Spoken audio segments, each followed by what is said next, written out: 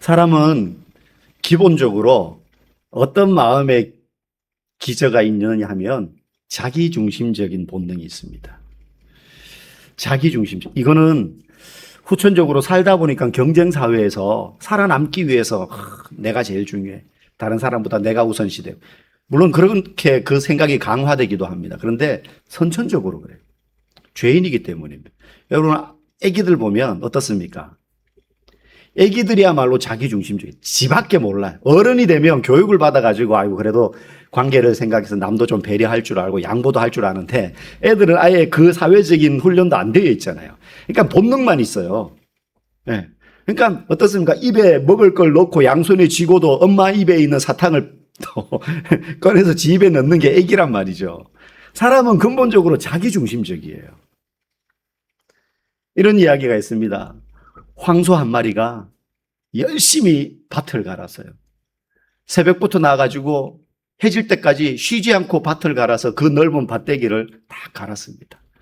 그리고는 막 기진맥진해가지고 쓰러져 주저앉았어요. 황소가 딱 주저앉자 그동안 황소 등에 붙어있던 파리 한 마리가 왱 날아오릅니다. 그리고는 자기 동네에 가가지고 파리들한테 막 자랑을 합니다. 내가 오늘 황소랑 같이 하루 종일 밭을 갈았어. 얼마나 힘들었는지 몰라. 여러분, 이 말이 맞습니까? 파리가 밭을 갈았나요? 밭을 간 건 황소고 파리는 황소 등에 붙어 있었을 뿐이에요, 그냥. 예. 물론 같이 있긴 있었죠. 근데 힘 하나 쓰지 않았습니다. 이게 웃긴 그냥 유머 같지만요. 사실 이게 우리의 모습이에요. 우리는 내 힘으로 뭔가를 막 이뤘다고 생각하는데 사실 우리의 인생과 역사와 세상을 주관하시는 하나님의 등에 붙어서 가는 거예요. 하나님의 등에 붙어서 가는 거예요. 그래서 일하시는 분은 하나님이시고요. 우리는 그분 옆에 살짝 붙어서 가는 겁니다. 그러면서 우리의 마음속에 무슨 생각합니까? 내가 이 교회를 부흥시켰어. 네. 내가 이 가정을 먹여 살렸어. 내 노력으로 내가 성공했어. 자수성가했어. 그러면서 파리처럼 앵앵거리는 겁니다. 그 눈이 성도에게는 있어야 돼요. 내가 열심히 일을 하지만 하나님의 등에 나는 업혀서 가는 존재다 하는 거죠. 우리는 너무나 자주 우리가 지금 누리고 있는 평화와 그리고 안전이 온전히 내 능력 덕분이다라는 착각을 가지고 사는 거예요. 근데 오늘 우리가 읽은 시편 124편에 보면 그게 잘못된 생각이다라고 우리에게 알려줍니다. 우리 1절, 2절 말씀 앞에 화면 보시면요. 같이 읽어볼까요? 여호와께서 우리 편에 계시지 아니하셨더라면 우리가 어떻게 하였으랴. 이게 1절과 2절에 동일하게 나오는 표현입니다. 오늘 이 시인은요. 대적들이 나를 막 공격해. 뒤편에 보면 그 표현이 나오거든요. 적들이 나를 공격하는데 그때 여호와께서 내 편이 되지 아니하셨다라면 내가 어떻게 되었을까라고 먼저 회상을 하는 거예요. 그 대적들의 공격이 두 가지로 나오죠. 하나는 홍수, 많은 물이 나를 덮칩니다. 요즘은 모르겠어요. 이 평택은 홍수 나는 일이 잘 없어요. 그리고 요즘은 이제 옛날에 비하면 그래도 관계수로 이런 게 잘 돼가지고 뭐 강변 뚝방이 무너진다든지 그러지 않으면 홍수 날 일은 잘 없습니다. 네, 가끔 있기는 하지만. 근데 제가 어릴 때도요, 저희 동네가 살던 동네가 좀 시외곽이었어요. 시외곽이고요. 제가 중학교 3학년 때 동네에 처음 신호등, 아스팔트 이렇게 깔리고 있고, 흙길이고 미나리깡이고 막 그랬습니다. 학교 가는 일이 미나리깡이고 연탄재 뿌려져 있고 막 이런 곳이었는데요. 그나마 제가 사는 동네는 걸어서 학교를 갈 수 있었어요. 근데 다리 건너에 사는 동네가, 거기는 저희보다 더 외곽 구석진 동네였어요. 근데 거기는 학교가 없고 집도 별로 없어요. 그래서 저희가 다니는 학교로 와야 돼요, 초등학교 때. 그럼 그 동네 사는 애들은 정말로 잠수교 같은 다리를 건너와요. 평소에는 그냥 건널 수 있는데요. 장마철이 되면 그 다리는 항상 잠깁니다. 못 건너요. 그 다리는 난간도 없어요. 그냥 평평한 다리만 있는 거예요. 난간이 없어요. 그래서 평소에도요, 시내버스가 한 대가 다녔는데, 버스가 오면 막 뛰어가가지고 중간에 한 두 군데 정도 요렇게 넓은 식하게 피한다. 그러면 진짜 난간도 없는 다리 끝에 이렇게 서가지고 버스 지나갈 때 이렇게 강 보면서 서 있어야 돼요. 좀 위험한 동네였어요. 근데 그 넘어 있는 애들은 장마철이 되면 너무 좋아해요. 왜? 범람해서 다리가 물에 잠기면 학교 안 가도 되니까. 그럼 저희는 뭐 하냐? 다리 다 걷어붙이고 운동장에 고인 물 이제 다 퍼내는 거예요. 전교생들이 모여가지고 운동장에 있는 물. 관계가 안 돼 있으니까 물이 안 빠지는 거죠. 저절로 땅속으로 스며들 때까지. 그래서 1교시, 2교시, 3교시, 4교시 빠질 때까지, 될 때까지 이제 기다려야 되는 거예요. 근데 오늘 이 대적이 어떤 형태로? 물이 나를 휩쓸어 간다는 거예요. 홍수가 날 때 넘치는 물이 우리의 영혼을 삼킬 것입니다. 아마 하나님이 우리 편이 되시지 아니하셨더라면 홍수처럼 밀려오는 그 대적들이 내 영혼을 삼켰을 것입니다. 여러분 이게 시이기 때문에 은유적인 표현입니다. 진짜 홍수가 닥쳤다는 게 아니라 물밀듯이 적들이 나를 에워싸서 공격을 했었다는 거예요. 물밀듯이. 그 다음 또 그 대적들의 공격을 뭐라고 노래 표현하느냐 하면 사냥꾼의 올무에 갇힌 새. 내가 그들의 만약에 하나님이 우리 편이 되시지 아니하셨더라면 사냥꾼이 새를 잡기 위해서 올무를 덮어놓았을 때 내가 거기 잡혀가지고 그들에게 씹혔을 거라는 거예요. 잡아먹혔을 거라는 겁니다. 이런 공격에서 하나님이 우리 편에 계시지 아니하셨더라면 어떻게 되었을까? 그렇게 질문하고 자문자답을 하고 있습니다. 여기서 하나님이 우리 편에 계시지 아니하셨더라면 할 때 우리 편은요. 고대에 지금도 나라끼리 동맹 관계가 있지 않습니까? 우리랑 미국이 동맹이라 그러지 않습니까? 그죠? 또 뭐 북한은 중국과 또 뭐 혈맹이라 그러고 6.25 때 같은 편이 되어서 싸웠으니까 뭐 이런 동맹이 있어요. 여기서 하나님이 우리 편이 되었다는 말은 나랑 동맹군이 되어서 나의 적과 대적해서 나처럼 싸워주셨다는 거예요. 그냥 내가 잘 싸우도록 뒤에서 밀어준 게 아니고 하나님이 나와 같이 나란히 서서 싸워주셨다는 거예요. 그게 우리 편에 계셨다 하는 거예요. 만약에 하나님이 그렇게 나와 동맹이 되시 아니하셨더라면 어떻게 되었을까? 그것도 이야기합니다. 3절과 5절 말씀 이런 표현이 나오죠. 읽어볼까요? 우리는 산채로 삼켜졌을 것이고 거센 물결에 영혼까지 쓸려 내려갔을 것입니다. 한마디로 이렇게 말해요. 산채로 삼켜졌을 것이고 우리의 영혼이 거센 물결에 영혼마저 다 쓸려 내려갔을 것이라는 거예요. 2차 세계대전에 당시에 많은 전투가 있었지만 데스몬드 도스라는 한 병사의 이야기가 전설처럼 전해 내려오고 이게 실화입니다.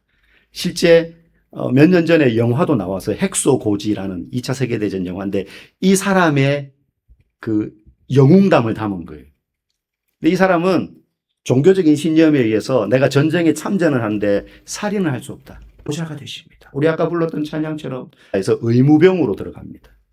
보통 의무병도 총을 갖고 다녀요. 최소한의 자기 보호를 위해서. 근데 이 사람은 총을 안 갖고 혹시라도 총이 있으면 쏠까봐 다른 사람을. 적이라도 자기는 죽일 수 없다는 거예요. 근데 이제 전쟁이 막바지였을 때 일본 오키나와에 핵소라는 고지가 있어요. 그 고지를 점령을 탈환을 해야 돼요. 근데 핵소 고지가 어떻게 되느냐면 그냥 산이 이렇게 되어 있고 위에 일본군이 있는 게 아니라 해안에 배를 타고 내리면 모래사장을 지나면 그 다음부터는 깎아지는 절벽이에요. 그러니까 절벽 위에 고지가 있어요. 그러니까 밑에서는 안 보여요, 저기. 그리고 그 절벽 위에 고지는 숲속에서 다 방카를 파고 구덩이를 파고 일본군이 잠복하고 있는 거예요. 오기만 하면 쏘겠다고. 그래서 그 핵소 고지를 어떻게 올라가느냐? 등반하듯이 수직 절벽을 줄을 타고 사다리를 놓고서 기어 올라갑니다. 그러니까 일본군은 숨어가지고 다 보고 있는 거예요. 다 올라올 때까지 기다려요. 가지고 올라갑니다. 올라가자마자 기관총 총알이 막 빗발치고 포탄이 날아오고 무방비로 올라가는 족족 다 다치고 죽는 거예요. 미군이. 그러니까 뭐 어떻게 할 수가 없어요. 그 고지까지 가야지 점령을 할 수 있는데 적은 보이지 않는데 절벽으로 올라가서 가보니까 완전히 거기는 아비규환인 거예요. 그래서 몇 번을 부대를 보내고 해도 다 실패하는 거예요. 그래서 이제 어쩔 수 없이 철수하려고 하는데 문제가 생겼어요. 그 계속 보냈던 부대원들이 헤아릴 수 없는 숫자가 사망했거나 살아있는 사람들이 있어요. 부상자들. 근데 부상을 입어놓으니까 자기 힘으로 절벽을 밧줄 타고 내려와야 되는데 못 내려오잖아요. 그냥 거기 부상병들이 있는 거예요. 놔두면 포로가 되거나 죽어요. 근데 어떻게 합니까? 구하러 갔다가 다 죽을 판에. 근데 이 데스몬드 도스가요, 의무병이잖아요. 내가 가겠다 그래요. 다 말립니다. 아무도 가지 않아요. 혼자 갑니다. 혼자 밧줄을 타고 올라가요. 그래가지고요, 한 명이 올라오니까 처음에는 일본군이 쟤 뭐야 하고 있다가 슬금슬금 와서 부상자 한 명을 끌고 가거든요. 그래서 공격합니다. 기관총을 막 쏘고 하는데요. 놀랍게도 부상자를 한 명 구해와가지고 밧줄을 묶어서 달아내리면 밑에서 받고요. 또 막 가가지고 또 한 명을 구해오면 또 밧줄을 묶어서 달아내리고요. 그렇게 해서 혼자 75명을 구해냅니다. 이 사람 어떻게 됐을까요? 살았어요. 그 빗발치는 기관총 세례 속에서도요, 그 한 사람만을 노리고 일본군이 쐈는데 안 죽었어요. 파편은 많이 박혔어요. 막 옆에서 튀고 막 이러니까. 혼자 무려 75명을 구해냈습니다. 2차 세계대전 모든 전쟁 역사상 혼자 그렇게 많은 아군을 구해낸 역사가 없어요. 그래서 이 사람이 생환해가지고요, 미국 최고 훈장, 명예 훈장을 받습니다. 미국 역사에서 몇 명 받지 않아요. 이 훈장 메달 오브 아너라 그래가지고 이 훈장을 받으면요, 이 사람이 전 세계 어디를 가든지 공항에 가서 이 훈장을 딱 보여주잖아요. 비즈니스 클래스 공짜입니다. 그리고 급박한 상황에 전화하면 미 국방부에서 전용 군용기를 보내줘. 이 한 명을 위해서. 그리고 미 대통령도 이 사람이 가면 거수 격려를 해줘야 됩니다. 대통령조차도 이 사람에게 격려해야 돼요. 그만큼 영광, 평생 영광으로 뭐 그거는 뭐 말할 것도 없고. 그래서 이 사람의 일대기를 핵소고지라는 영화로 만들어요. 저도 그 영화를 본 적이 있는데요. 제가 지금 이 얘기를 왜 합니까? 우리는 내 힘으로 잘 살아왔다고 생각해요. 내가 이렇게 저렇게 잘 피했다고 생각해요. 여러분, 그런데 이 병사가 이렇게 잘 피해서 75명을 구해내는 게 자기 능력으로 가능했겠어요? 이거는 보이지 않는 하나님의 손이 그를 붙잡았다고 밖에 고백할 수 없는 거예요. 그도 나중에 그 고백을 합니다. 물론 영화에는 그 고백이 나오지 않아요. 신앙적인 색채는 이제 제외하니까, 일반 영화에서는. 여러분, 우리는 지금 멀쩡히 숨쉬고 예배드리고 있는 것, 인생의 모든 빗발치는 풍파 속에서도 침몰하지 않고 지금까지 여기까지 여러분이 오신 것은요, 우리가 똑똑해서 우리가 실력이 있어서가 아니라는 거예요. 우리도 모르는 사이에 하나님이 여기를 막아주시고 저기를 멈추게 해주시고, 이리로 가야 될 때 그 길로 가지 않도록 우리를 몰아주시고, 때로는 사망의 음침한 골짜기를 걸어갈 때에 주께서 우리와 함께 하셨기 때문이라는 사실을 여러분 믿으시기 바랍니다. 하나님의 보이지 않는 손이 있었기 때문이라는 거예요. 그래서 오늘 이 시인도요 7절에 이렇게 고백합니다. 우리 같이 읽어보겠습니다. 우리의 영혼이 사냥꾼의 올무에서 벗어난 새같이 되었나니 올무가 끊어짐으로 우리가 벗어났도다. 여러분, 새가 사냥꾼의 덫에 걸렸습니다. 그러면 제 아무리 파닥거리고 날개짓을 강력히 한다 그래가지고 그 덫이 후두둑 끊어지겠습니까? 끊어질 리가 없습니다. 점점 아마 그 덫은 새를 더 조이게 돼서 결국은 날개짓도 못하게 될 거예요. 그런데 새가 올무에서 벗어났다 해서 새가 힘이 세서 탈출한 게 아님을 우리는 알아야 돼요. 올무가 끊어졌다 그랬어요. 새가 막 날개짓해서 그냥 올무를 벗어난 게 아니에요. 본문을 잘 보면 올무가 끊어졌다 그랬어요. 이건 새가 날개짓해서 끊을 수 있는 게 아니에요. 누가 밖에서 끊어준 거예요. 누가 밖에서 끊어준 거예요. 그걸 자르든 땡기든 해서 끊어준 겁니다. 새가 한 일은 아무것도 없어요. 은혜로 탈출할 수 있게 된 거죠. 영국의 유명한 한 생물학자가 야생에서 독수리를 이렇게 관찰하던 중에 덫에 발이 묶여가지고 죽어가는 독수리를 발견했습니다. 그래서 학자가 조심스럽게 다가가서 이렇게 야생동물이니까 눈을 가리고 머리 부리를 못 쪼우게 그렇게 수건으로 덮고는 조심스럽게 그 독수리의 발을 묶어놓았던 덫을 줄을 이렇게 풀어주었어요. 풀려난 독수리는 날개를 활짝 펴고 확 창공을 헐헐 날아갔습니다. 만약에 이 독수리가 사람처럼 지능이 있어서 말을 할 줄 안다면, 아니면 일기를 쓸 줄 안다면 뭐라고 썼을까요? 독수리가 오늘 아침 나는 위대한 날개짓과 불굴의 의지로 내 발에 묶였던 이 덫을 내가 끊어내고 날아올랐다, 이렇게 썼을까요? 아닙니다. 아마 이 독수리의 관점에서는 이렇게 썼을지도 몰라요. 지나가던 한 거대한 생물체가, 한 거인이 갑자기 내게 다가오더니 줄을 풀어줘서 내가 살아날 수 있었다. 뭐 이런 정도로밖에 표현하지 못할 겁니다.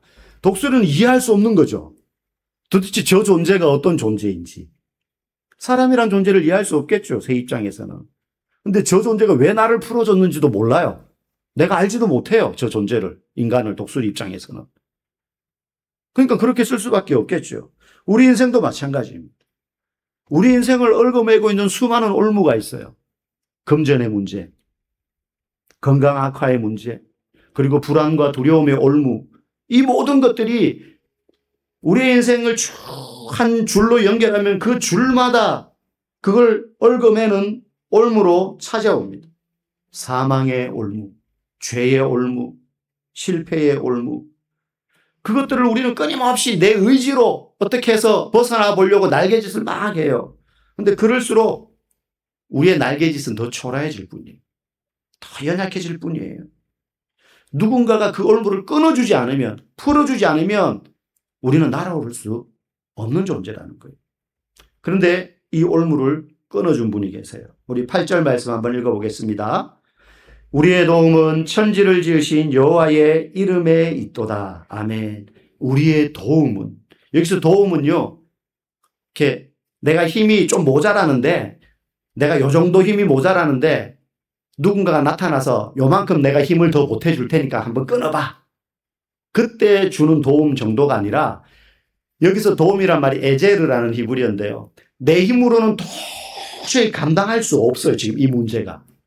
그래서 나는 아무리 애를 써도 요만큼 모자라는 게 아니라 그냥 아예 감당하지 못해요. 덫에 덮여가지고 뭐 아무리 퍼덕거려도 안 될 때 누군가가 그 덫보다, 그 올무보다 압도적인 힘을 가지고 그분이 나를 풀어주고 끊어주는 걸 말해요. 그러니까 내가 힘이 좀 모자라는데 조금만 도와주시면 어떻게 할 수 있을 것 같아요가 아니라, 나는 절대 이 올무에서 벗어날 수 없어요. 내 힘으로는 절대 안 되는데 하나님이 압도적인 능력으로 그 문제를, 그 올무에서 우리를 해방시켜 줄 때, 그게 여기서 말하는 우리의 도움은 천지를 지으신 여호와의 이름에 있도다라고 말하는 거예요. 우리는요, 가끔 하나님, 내가 힘을 다해서 지금 요 정도까지는 왔는데 여기까지 가야 돼요. 그러니까 조금만 밀어주시면 될 것 같아. 요게 하나님의 도움을 구하는 거라고 생각해요. 아닙니다. 우리는요, 하나님 문제 앞에 섰을 때, 내가 잘하면 될 것 같거든요. 가 아니라, 하나님, 저는 무능합니다. 저는 무지합니다. 저는 아무것도 할 수 없습니다. 하나님이 도우셔야 제가 일을 할 수 있습니다. 그 말은 하나님이 하십시오. 하나님이 끊어주셔야 됩니다. 그래서 여러분, 이 에제르라는 단어가요, 제일 먼저 나온 게 어디냐면 창세기에 나와요. 창세기 어디에 나오느냐? 하나님이 아담을 만드시고 돕는 배필로 누구를 만드셨죠? 하와를 만드셨죠. 여기서 돕는 배필할 때 돕다가 바로 이 에제르, 우리의 도움은 천지를 주신 여호와의 이름에 있도다 할 때 이 도움과 똑같은 말이에요. 그러니 아내는 남편 혼자 살려고 하다 보니까 조금 뭔가 부족해. 그래서 도와줄 수 있는 조금의 힘을 더 실어줄 수 있는 존재가 필요해. 그 사람이 아내 하와야가 아니라, 하와가 있어야 내가 완전해지는 거예요, 우리가. 하와가 없으면 아무것도 아닌 거예요, 아담은. 아내가 없으면 남편은 아무것도 아니라는 의미의 돕는 배필이에요, 오늘 단어가. 그러니까 하와는 그런 존재이죠. 하나님이 우리에게 그런 분이라는 거예요. 내가 요만큼 부족한데 하나님 도움 주시면 채워져요가 아니라, 하나님이 없으면 저는 제로입니다. 제 힘으로 할 수 있는 건 아무것도 없어요. 데스몬드 도스가 75명을 구해낼 때 그게 사람 한 명의 능력으로 가능한 일이었겠습니까? 제 목숨도 부지 못했을 거예요, 아마 상식적으로 생각하면. 모든 일본군이 그 사람만 노리고 쏘는데 어떻게 한 발도 안 맞을 수가 있어요. 하나님이 그를 도와주셨기 때문에 가능했던 일이라고 고백할 수밖에 없습니다. 그런데 그런 일이 저와 여러분의 인생에도 일어났다는 거예요. 바로 예수 그리스도를 통해서. 우리의 힘으로는 도저히 끊어내고 탈출할 수 없는 죄와 사망의 올무에서 우리가 해방되게 되는데, 그게 바로 예수 그리스도로 말미암아 그분의 도우심으로 우리가 해방될 수 있었다는 거예요. 그러면 그분이 우리를 어떻게 도우셨냐? 그분이 올무를, 죄와 사망의 올무를 끊으신 방법은요, 좀 달라요. 예수님은 하늘의 영광을 버리시고 이 땅에 오셔서 우리 대신 사냥꾼의 올무에 걸려 드시는 거예요. 그냥 내 올무를 끊어버리고 끝나는 게 아니라 바깥에서 그분이 나 대신 올무에 들어가셨어요. 그리고 우리를 탈출시켜 주신 거예요. 그분이 십자가라는 가장 잔인한 덫에 스스로 걸리셨어요. 그분이 십자가에서 완전히 찢기시고 삼켜지심으로 우리가 묶여있던 죄와 사망의 쇠사슬에서 올무에서 우리는 벗어날 수 있게 된 거예요. 그게 복음이에요. 그분이 삼켜지심으로 우리가 삼켜지지 않게 되었고, 그분이 찢겨지심으로 우리가 찢겨지지 않게 되었고, 그분이 올무에 갇히심으로 우리가 올무에서 벗어날 수 있게 되었다는 것입니다. 여러분, 혹시 여러분이 인생의 올무 앞에 서 있습니까? 갇혀 있습니까? 사망의 파도 앞에 혹시 서 계십니까? 그때 이 시편 124편을 여러분 기억하십시오. 우리가 탄 인생의 배가 침몰하지 않는 이유는 내가 노를 잘 지어서가 아니라 그 배 밑바닥에 예수님이 함께 계시기 때문입니다. 그 예수님을 보지 못하면 두려워요. 근데 내 인생의 밑바닥에 그 배에 예수님이 함께 타고 계시다. 그 사실을 알면 아무리 캄캄한 풍랑이는 바다를 간다 할지라도 두렵지 않은 것입니다. 여러분의 인생이 오늘 이 고백처럼 오늘 하루 내 힘으로 잘 버텼다. 이런 교만을 내려놓고 내 삶의 모든 순간에 보이지 않는 하나님의 힘으로 내가 바다를 건너간 것이다. 내 힘으로 건넌 바다는 없다. 이 사실을 기억하며 우리 주님과 함께 남은 인생의 밤바다도 지혜롭게 항해하시기를 주의 이름으로 간절히 축복합니다. 함께